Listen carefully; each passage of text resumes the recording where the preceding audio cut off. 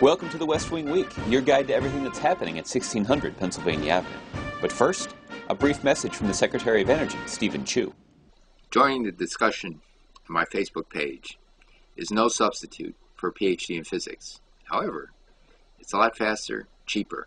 So, go to facebook.com/Stephen Chu. This week, April 23rd to the 29th, or Doing the Math.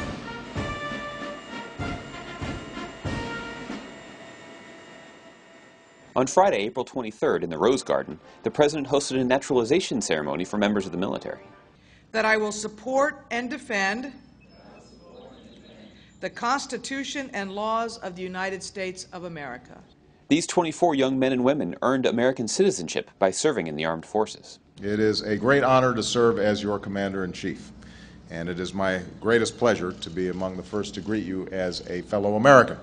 And on Sunday, April 25th, Vice President Biden joined the President at a memorial service in West Virginia for the 29 miners lost in the tragedy at the Upper Big Branch mine. The men we remember today went into the darkness so that we could have light.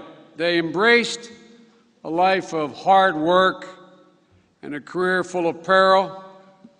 It was dangerous work, and they knew it, but they never flinched. On Monday, April 26th, the World Series champion New York Yankees visited the White House for the 27th time, one for each of their World Series victories.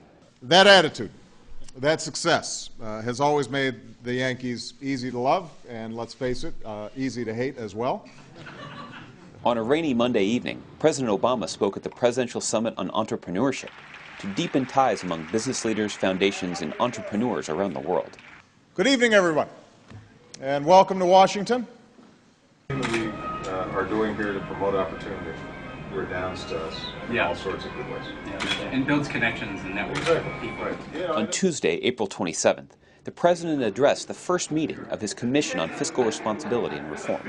The President created this bipartisan panel to work on ways to cut the deficit in both the short term and the long term. In theory, there are few issues on which there is more vigorous bipartisan agreement than fiscal responsibility. But in practice, this responsibility for the future is often overwhelmed by the politics of the moment.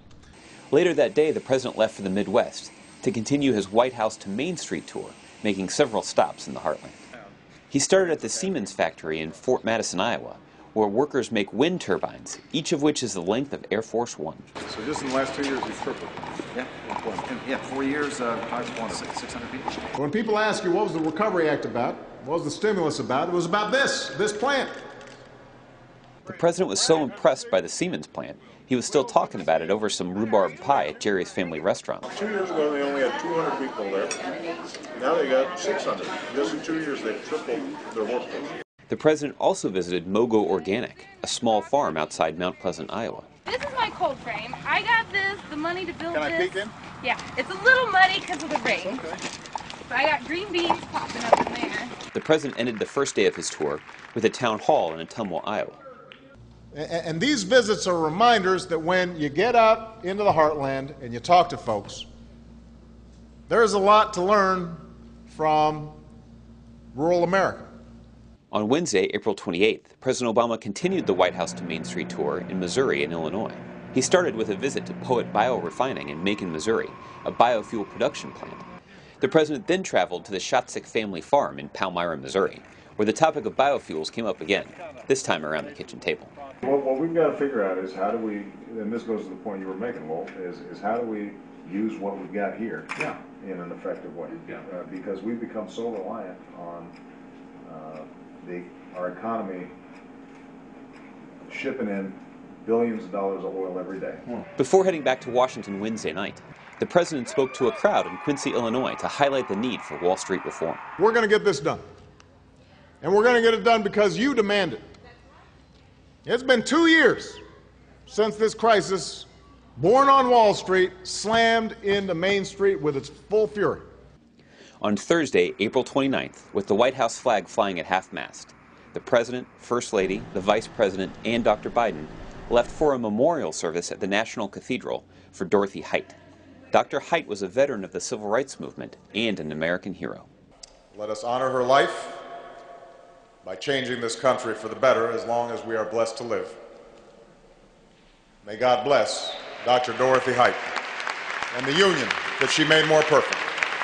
On Thursday afternoon, President Obama, Dr. Biden, and Secretary of Education Arne Duncan continued a tradition dating back to Harry Truman when they welcomed Sarah Brown Wessling, the 2010 Teacher of the Year, to the White House. You're like the Teacher of the Year. I know. That's a pretty big deal. It is.